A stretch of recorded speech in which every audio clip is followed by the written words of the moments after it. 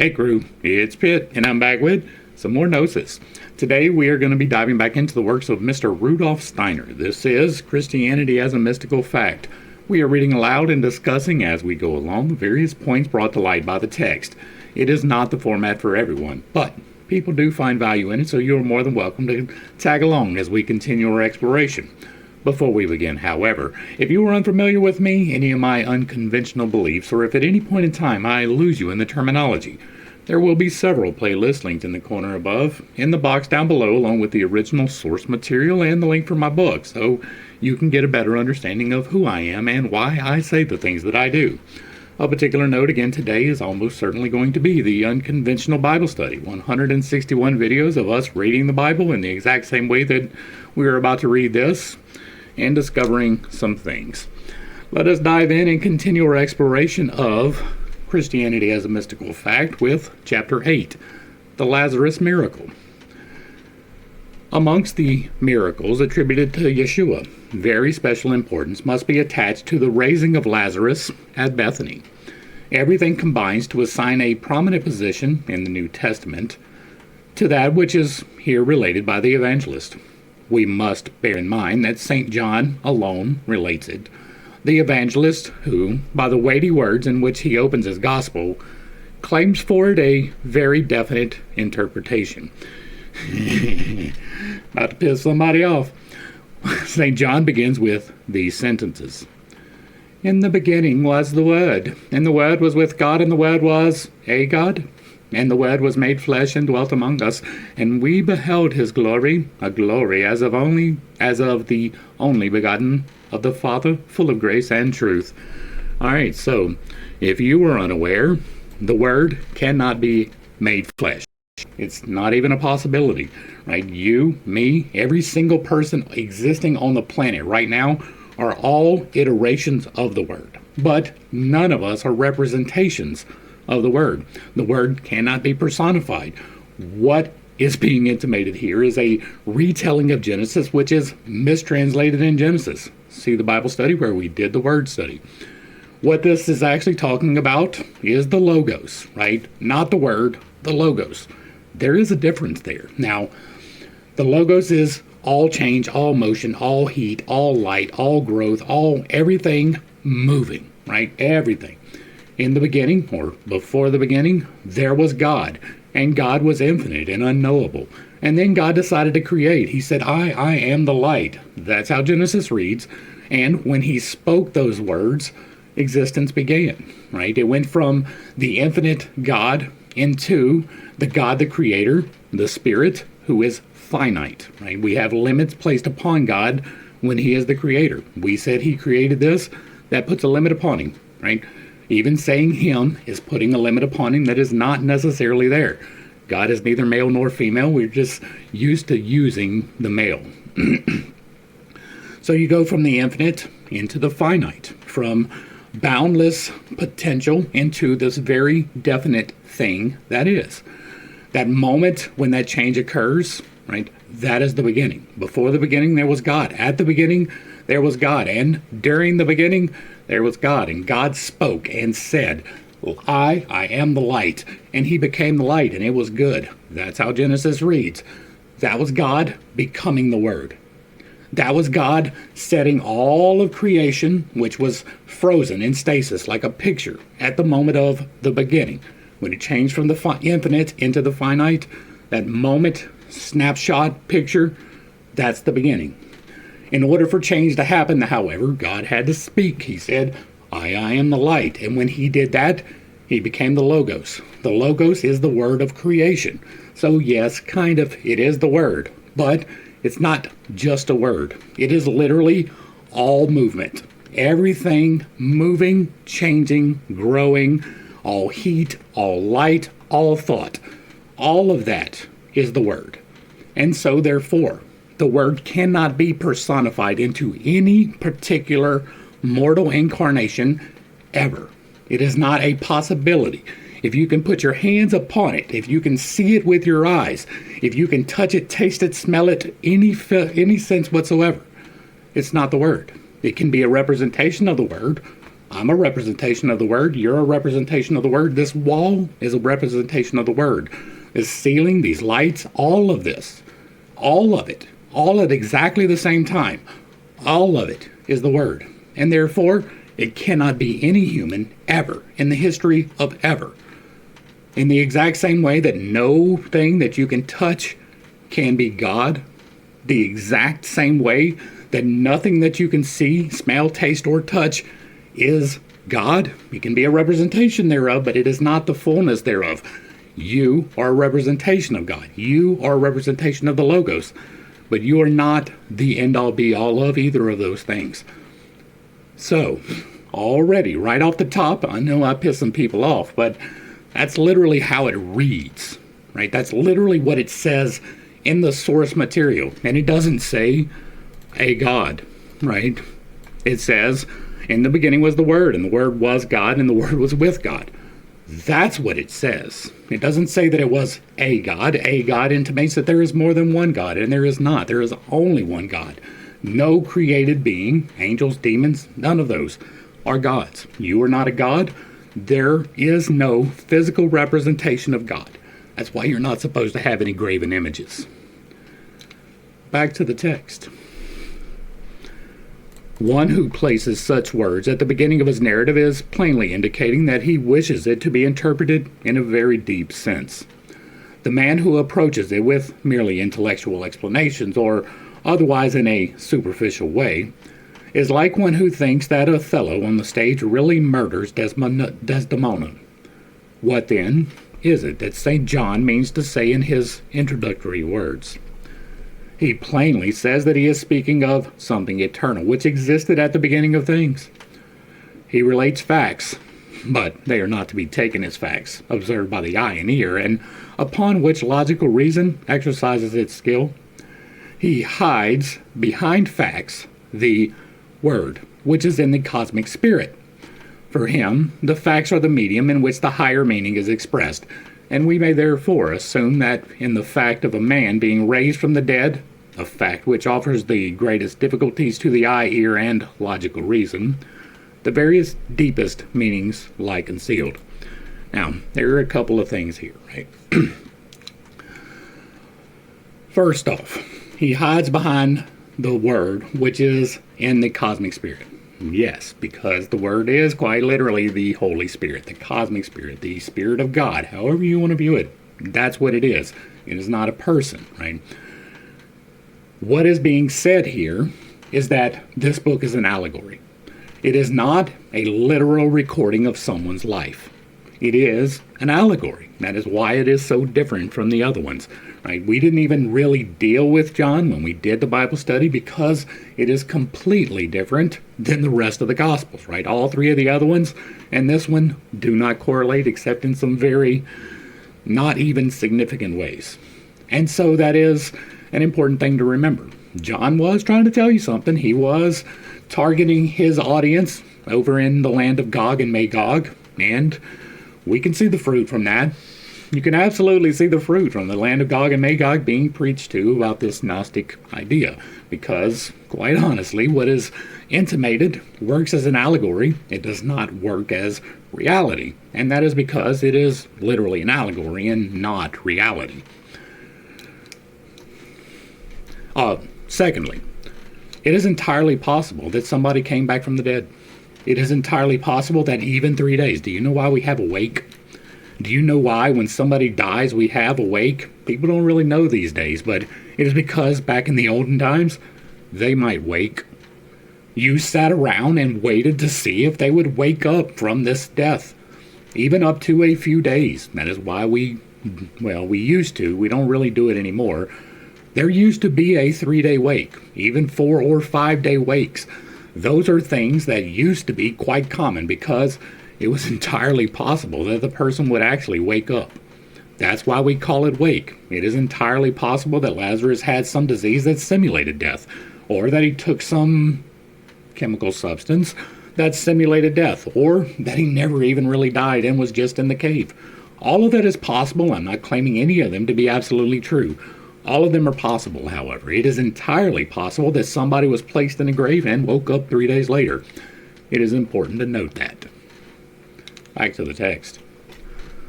Another thing has to be taken into consideration. Renan, in his Life of Yeshua, has pointed out that the raising of Lazarus undoubtedly had a decisive influence on the end of the life of Yeshua. Such a thought appears impossible from the point of view in which Renan takes. For why should the fact that the belief was being circulated amongst the populace that Yeshua had raised a man from the dead appear to his opponents so dangerous that they asked the question, can Yeshua and Judaism exist side by side? It does not do to assert with Renan. The other miracles of Yeshua were passing events, repeated in good faith and exaggerated by popular reports, and they were thought no more of after they had happened. But this one was a real event, publicly known, and by means of which it was sought to silence the Pharisees. All the enemies of Yeshua were exasperated by the sensation it caused.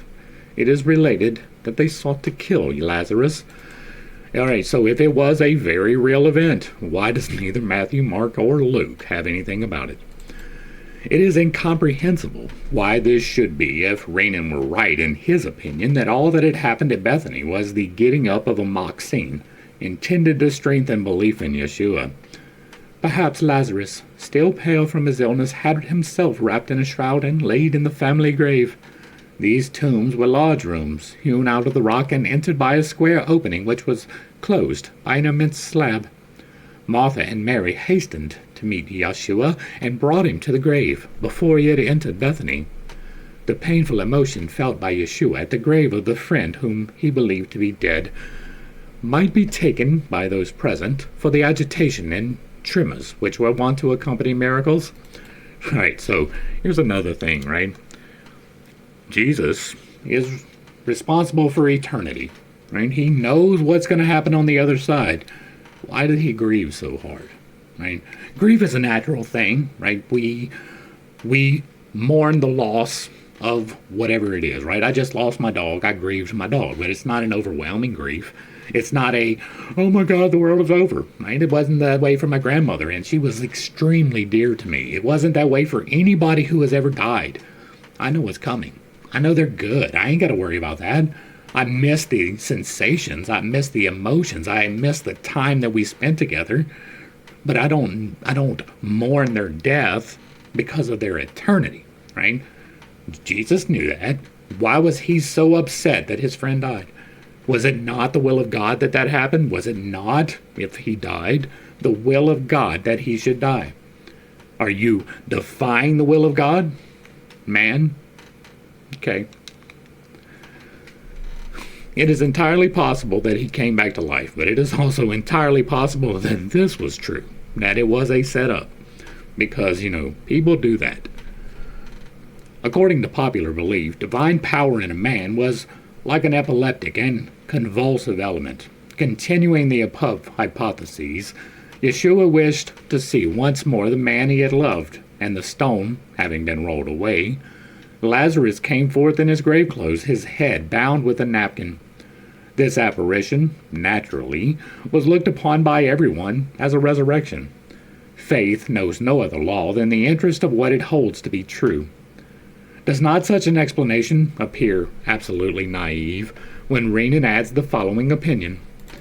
Everything seems to suggest that the miracle of Bethany materially contributed to hasten the death of Yeshua. Yet there is undoubtedly an accurate perception underlying this last assertion of Renan. But with the means at his disposal, he is not able to interpret or justify his opinion. Something of quite special importance must have been accomplished by Yeshua at Bethany, in order that such words as the following may be accounted for. Then gathered the chief priests and the Pharisees a council and said, What do we do? For this man doeth many miracles. Renan, too, conjectures something special. It must be acknowledged, he says, that John's narrative is an essentially different kind from the accounts of miracles which the synoptists are full, and which are the outcome of popular imagination. Let us add that John is the only evangelist with accurate knowledge of the relations of Jesus, Yeshua, with the family at Bethany, and that it would be incomprehensible how a creation of the popular mind could have been inserted in the frame of such personal reminiscences? That is an assumption, right? You are assuming that the book is true. There is no reason to do that.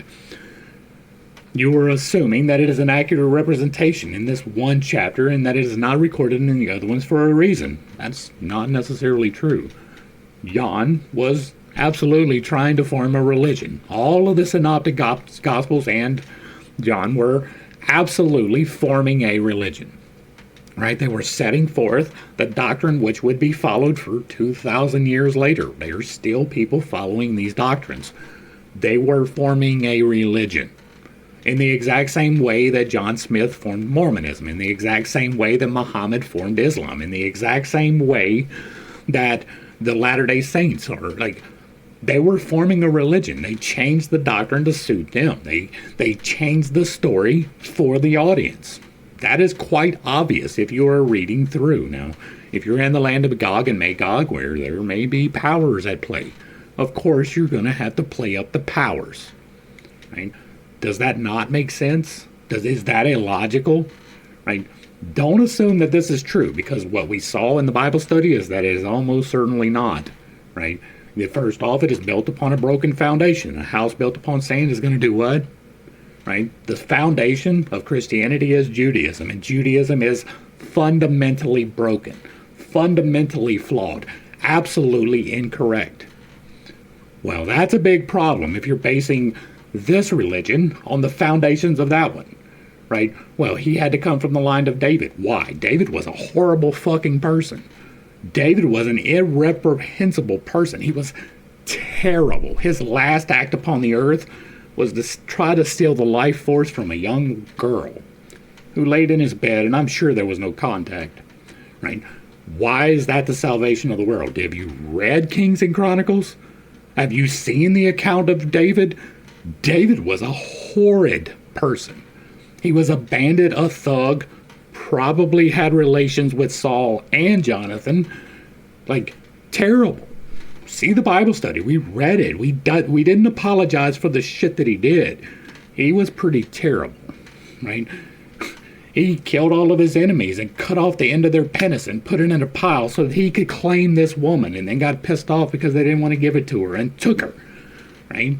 She mourned all the days of her life because she was given to David. Read the damn book. It is, therefore, probable that the miracle in question was not amongst the wholly legendary ones, for which no one is responsible. In other words, I think that something took place at Bethany which was looked upon as a resurrection. I missed the quote again. Does not this really mean that Renan surmises that something happened at Bethany which he cannot explain? He entrenches himself behind the words, "At this distance of time, and with only one text bearing obvious traces of subsequent additions, it is impossible to decide whether, in the present case, all is fiction, or whether a real fact which happened at Bethany served as the basis of the report that was spread abroad." Might it not be that we have to do here with something which we might arrive at a true understanding merely by reading the text in the right way?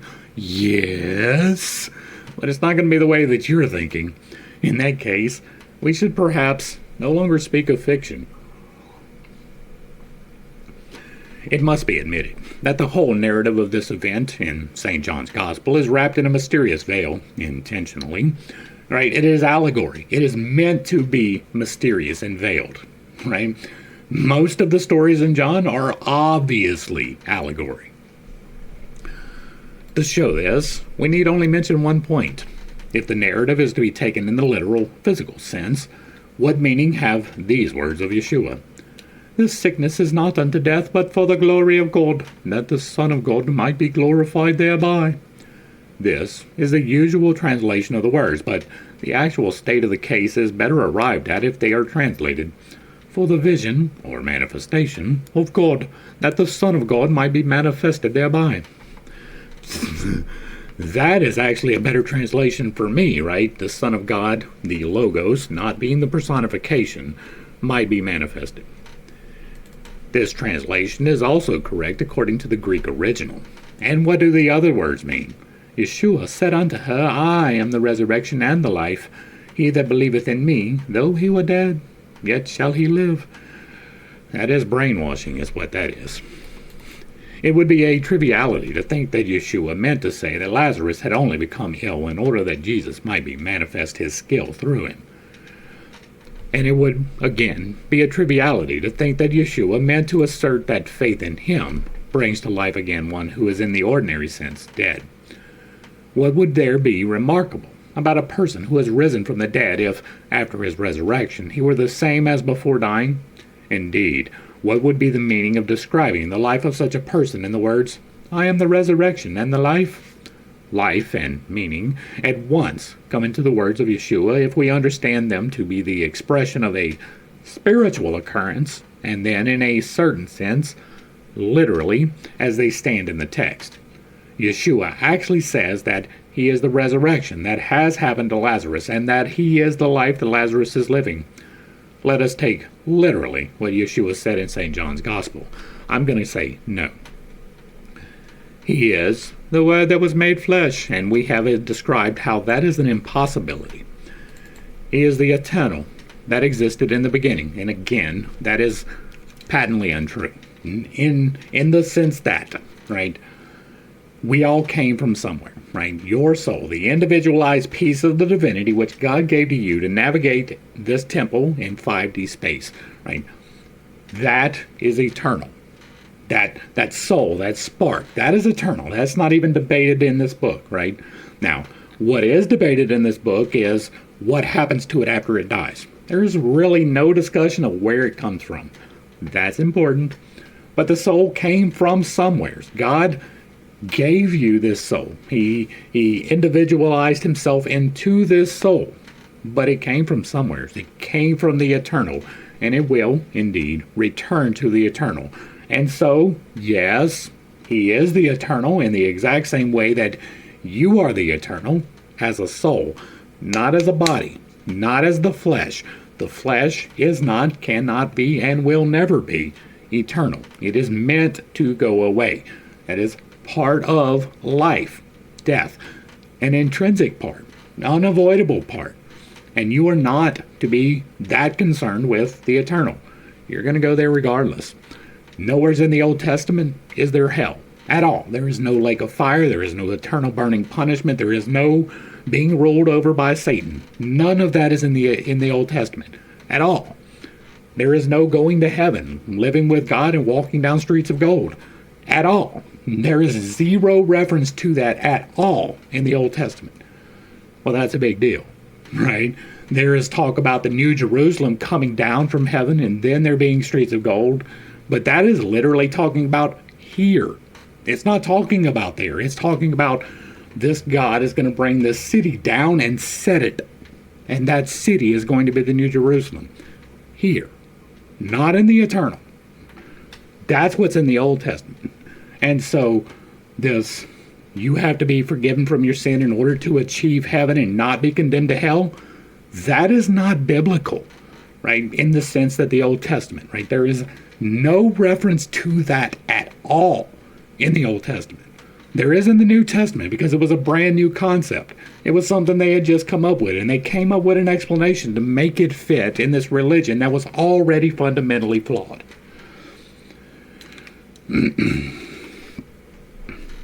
He is the eternal that existed in the beginning, right? And that is in the sense that we all are as a soul, not as the personification of God. That did not happen. Back to the text.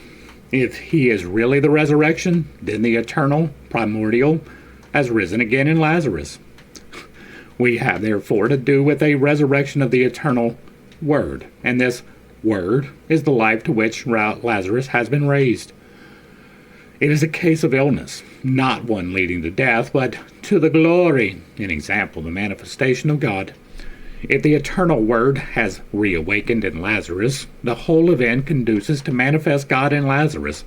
And this is an important wording right here. If the eternal Word has reawakened in Lazarus, because what is the Word? It is all life, light, change, heat, and motion, right? When you make a thought, when you decide I'm going to wiggle my fingers, you don't make that happen. The Spirit does. The Word does. You make the decision, your soul, for the 5D navigation device.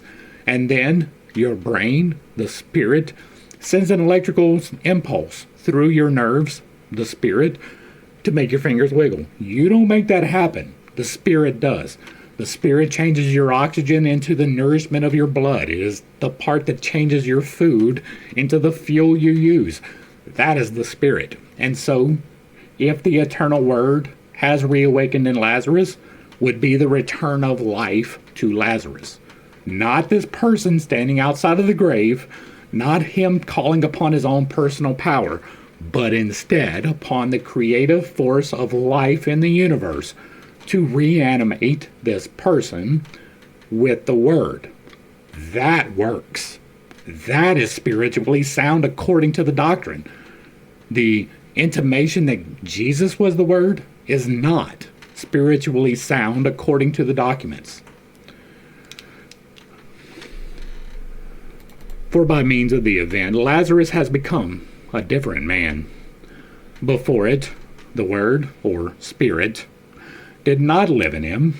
Now it does. But see, that's another one of the problems. It did, indeed, live in him prior.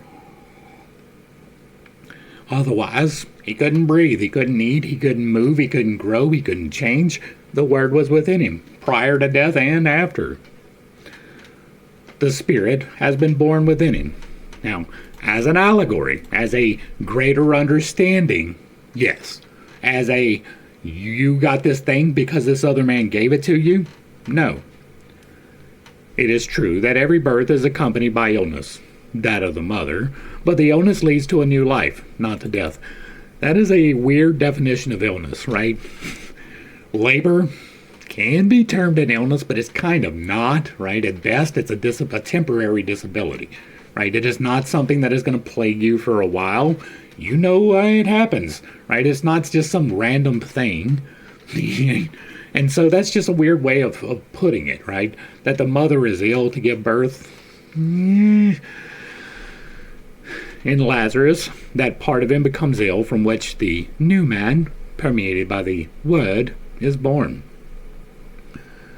Where is the grave from which the Word is born? To answer this question, we have only to remember Plato, who calls man's body the tomb of the soul. And I do not call it a tomb, right? This is one of the things that I disagree with Plato on. We have covered some of this. It may not be this exact thing, but this is not a prison. This is not a punishment. You are here for a reason, and sometimes those reasons suck. But for the most part, things are pretty good in life. Terrible things happen, wonderful things happen, more wonderful things happen than terrible things for almost everybody on the planet. Right? This is not a tomb. You are not condemned to here. A tomb intimates that you will be there forever. You're not going to be here forever.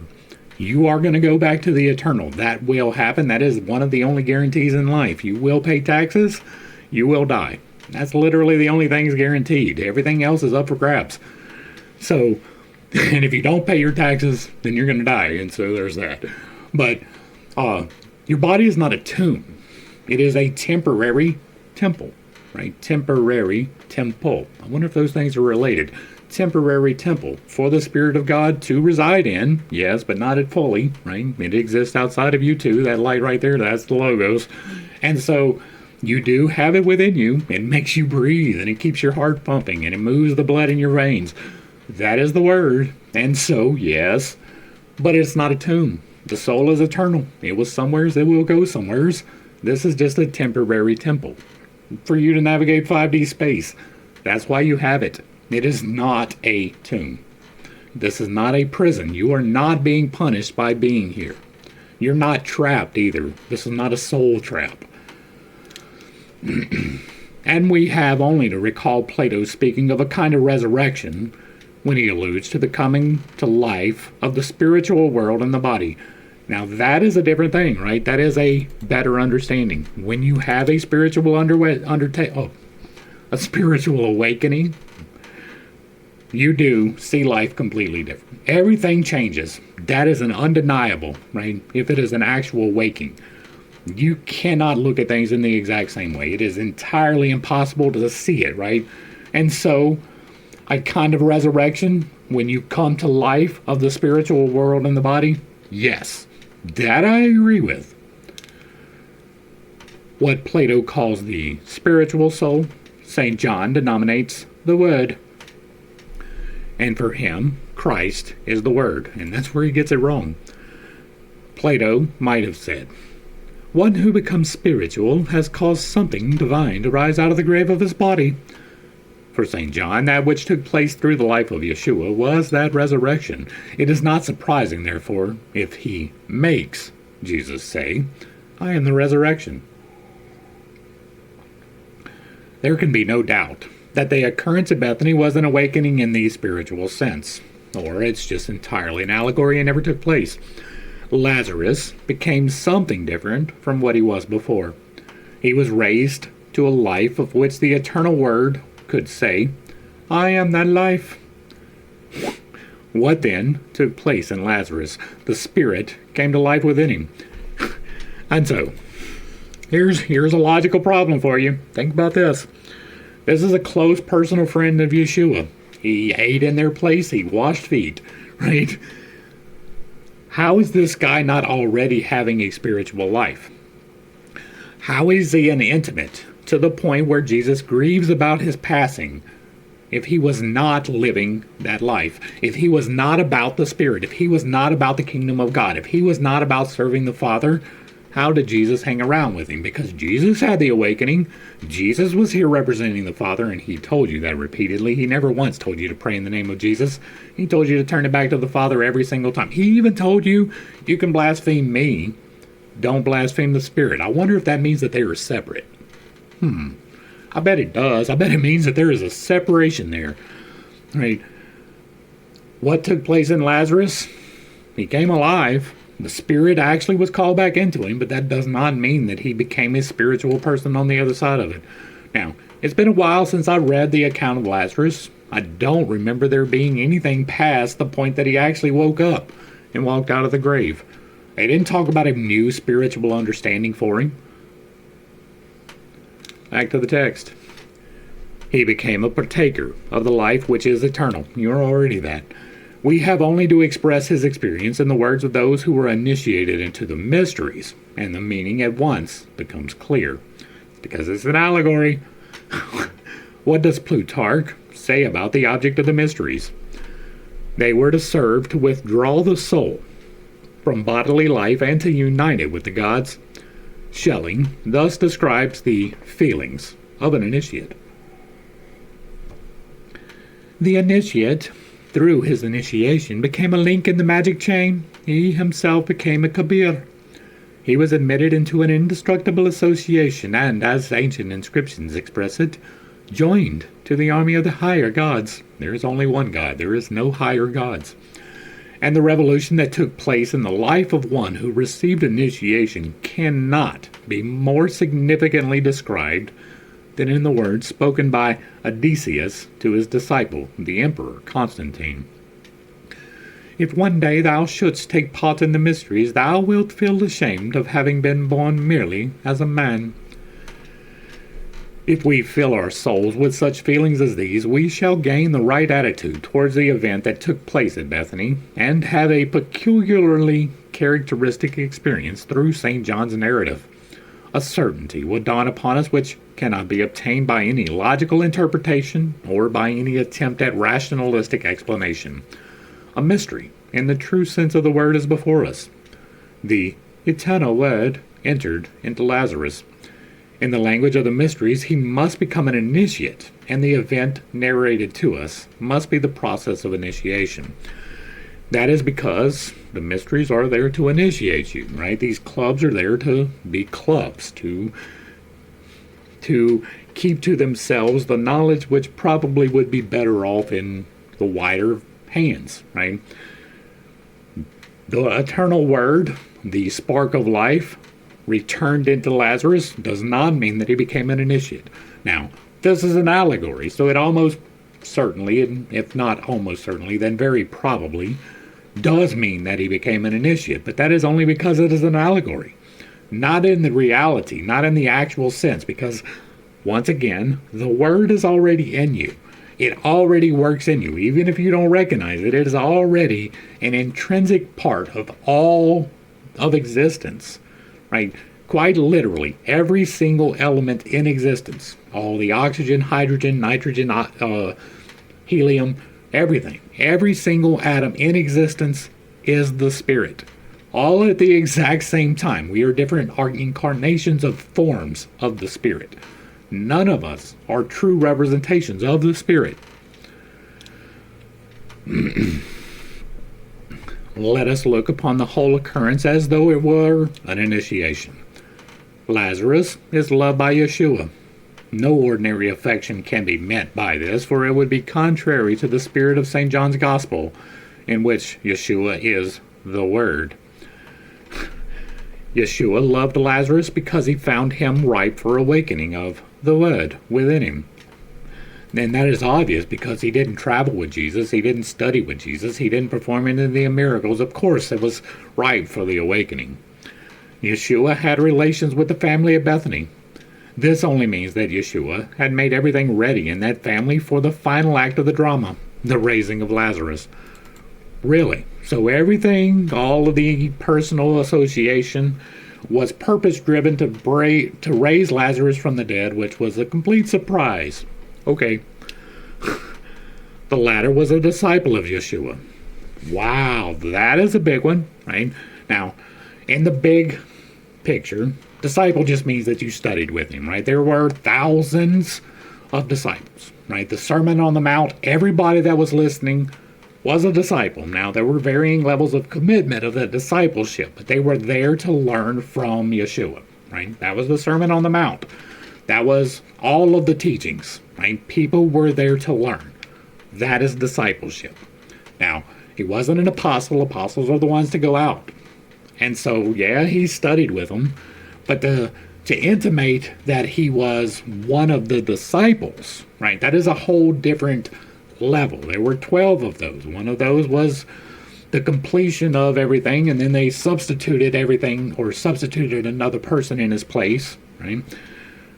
But those were the disciples. That's what people associate with the disciples, the actual apostles. But all a disciple means is that they studied together. So even if they only met one time, if he studied, then it was a disciple. The final act in the drama of awakening consisted in a symbolical action. The person involved in it had not only to understand the words, die and become, he had to fulfill them himself by a real spiritual action. His earthly part, of which his higher being in the spirit of the mysteries must be ashamed. Why? Did God not create your earthly part? Did God not give you desires? Did God not give you the pleasure of knowing the opposite sex, right? Yes, he did. He gave that to you. You're not meant to be chaste, right? We are not meant to succumb to the earthly, but we are meant to experience the earthly. That is quite literally why we are here. And so why be ashamed of what God created you for? Now, you can be ashamed of the actions you take, right? If you are overtaking in lust and throwing your penis into anything that moves, well, yeah, you should be a little bit ashamed of that. I can talk about that a little bit, right? I haven't done that in 25 years, but once upon a time, right? That is something to be ashamed about. That is something to worry about, but not the normal, right? I like steak. Oh, I'm going to hell. I like beer. Oh, I'm going to hell. I like to partake in extracurricular activities. Oh, I'm going to hell. I said a cuss word. Oh, I'm going to hell. Right? None of that. None of it. And so I disagree with that, right? Of which his higher being must be ashamed. I absolutely disagree with that. His earthly part, of which his higher being in the spirit of the mysteries must be ashamed, had to be put away. The earthly must die, a symbolic real death. A symbolic real death. The putting of his body into a somnambulic sleep for 3 days can only be denoted in outer event in comparison with the greatness of the transformation which was taking place in him. An incomparably more momentous spiritual event corresponded to it. But this very process was the experience which divides the life of the mystics into two parts. One who does not know from experience the inner significance of such acts cannot understand them. They can only be suggested by means of a comparison. The substance of Shakespeare's Hamlet may be compressed into a few words. Anyone who learns these words may say that in a certain sense he knows the contents of Hamlet, and logically he does. But one who has let all the wealth of Shakespearean drama stream in upon him knows Hamlet in a different way. A life current has passed through his soul, which cannot be replaced by any mere description. The idea of Hamlet has become an artistic, personal experience within him. On a higher plane of consciousness, a similar process takes place in man when he experiences the magically significant event which is bound up with initiation. What he attains spiritually, he lives through symbolically. The word symbolically is used here in the sense that an outer event is really enacted upon the physical plane, but that as such, it is nevertheless a symbol. It is not a case of an unreal, but of a real symbol. The earthly body has really been dead for 3 days. New life comes forth from death. This life has outlived death. Man has gained confidence in the new life. It happened thus with Lazarus. Yeshua had prepared him for resurrection. His illness was at once symbolic and real, an illness which was an initiation, and which leads, after 3 days, to a really new life. Lazarus was ripe for undergoing this experience. He wrapped himself in the garment of the mystic and fell into a condition of lifelessness, which was symbolic death. And when Yeshua came, the 3 days had elapsed. Then they took away the stone from the place where the dead was laid, as Yeshua lifted his eyes and said, Father, I thank thee that thou hadst heard me. The Father had heard Yeshua, for Lazarus had come to the final act in the great drama of knowledge. He had learned how resurrection is attained. An initiation into the mysteries had been consummated. It was a case of such an initiation as had been understood as such during the whole of antiquity. It had taken place through Jesus as the initiator. Union with the divine had always been conceived of in this way. If that part was true, they wouldn't have had to send for Yeshua, right? He died, they buried him, and sent for Jesus to come and raise him from the dead, right? Jesus wasn't there to initiate it according to the story. That's a little bit of a problem. In Lazarus, Yeshua accomplished the great miracle of transmutation of life in the sense of immemorial tradition. Through this event, Christianity is connected with the mysteries.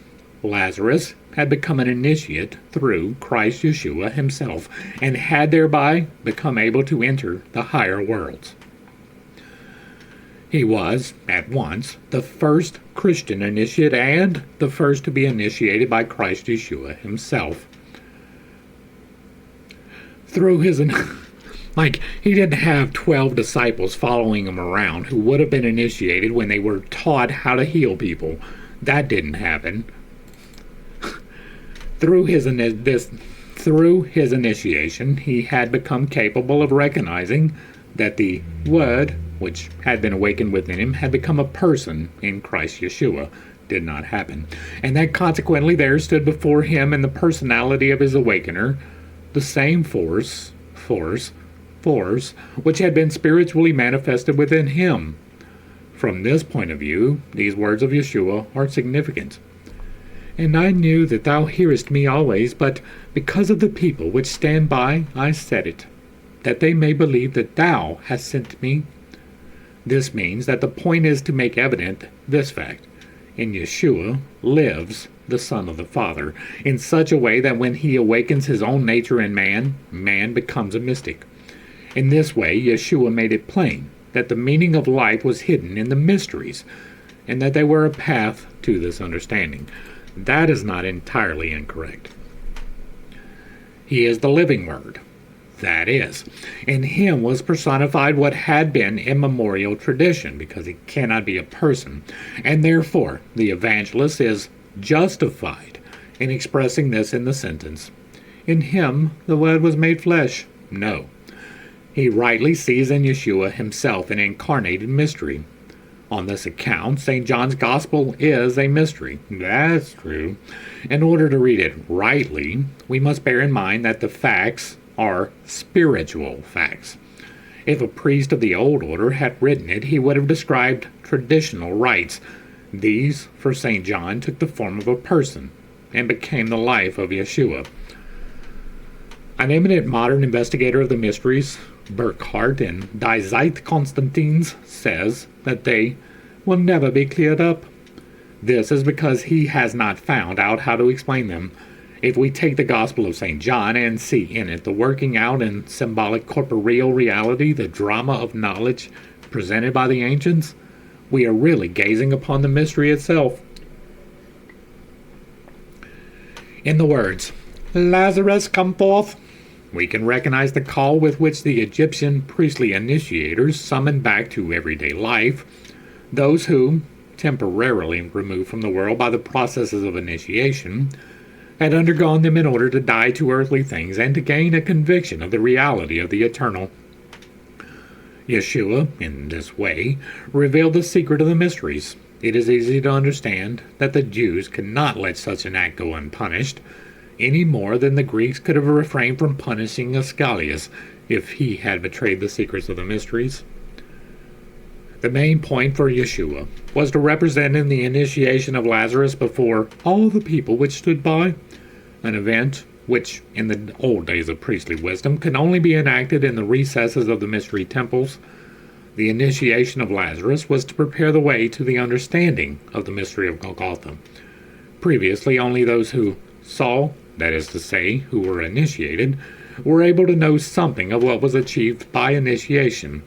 But now, a conviction of the mysteries of higher worlds could also be gained by those who had not seen and yet had believed. And finally, the footnote. This and other circumstances connected with the so-called raising of Lazarus from the dead are to be understood in the light of the fact that Lazarus's death sleep was at the same time symbolic and real. In other words, a symbolic reality, a reality symbolizing other realities. But for the action of Christ, Lazarus would have remained dead, and in that case it would not have been symbolic, it would have only been real. Once again, we have logical inconsistencies which break apart your foolishest argument. That's going to bring us to the end of Chapter 10, the Lazarus Miracle. Hopefully I brought a little bit of enlightenment and not too much confusion to a somewhat difficult topic. I understand I hold some unconventional beliefs, and I have a tendency to step on toes when I relay those. It is not intentional, but I do not apologize for it because it is necessary, right? Hopefully I was clear, right?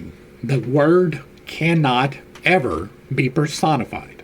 It doesn't matter what you believe, right? And I don't normally say things like that, right? The Word is quite literally all existence in motion at the exact same time. In the exact same way that the infinite God cannot incorporate himself in the finite world, right? Other than through the avatars, which are the individualized spark of divinity inside of the finite God, the Spirit. Right? God, the infinite, cannot be limited to a human body. That is simply ridiculous. We, however, are small iterations of that divine spark. We have been giving our own choice-making mechanism. Now, we call that the soul. That is the individualized spark of divinity given to you to navigate through 5D space in this temple. And you live in the temple of God. You are not imprisoned in it. You are here to experience the world but not be consumed by it. You are meant to overcome temptations. That is absolutely true. You are meant to seek higher knowledge. Absolutely true. You are even meant to achieve it, to become co-creators in this world. That is all true, but it is not dependent upon any man that has ever walked upon the earth. Now, someone with knowledge can give you the initiation. They can give you the keys to the knowledge so that you can find it for yourself.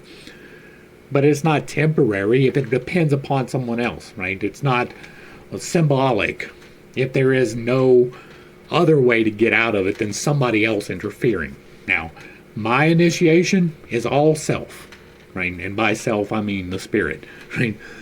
I didn't have some outside initiator. I didn't take part in any of the clubs. I spent time in prayer, fasting, and meditation, and I was initiated by the Holy Spirit. I was given greater knowledge. I was able to perform miracles upon myself. Have I ever called somebody back from the dead? No. Am I even going to try? No. It's not going to happen. I don't care if it's the dearest person in the world to me. If they die, I am not attempting to bring them back. Period. The end. They had their purpose here, and I may grieve greatly, but it is not for their soul.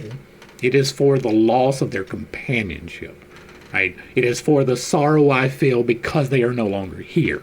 That is why I grieve. It is not for their soul, whether they have accepted somebody died for them or not, whether they accepted any of the control systems or not. I am not concerned for their soul. Their soul is in God's hands, and He's got this. He didn't create you to be burnt forever because you didn't hear about a name. That is simply ridiculous. He's put you here to become the best version of you, for you to seek His face with every single step. That is true. And if you are on the path of enlightenment, that is easier to find.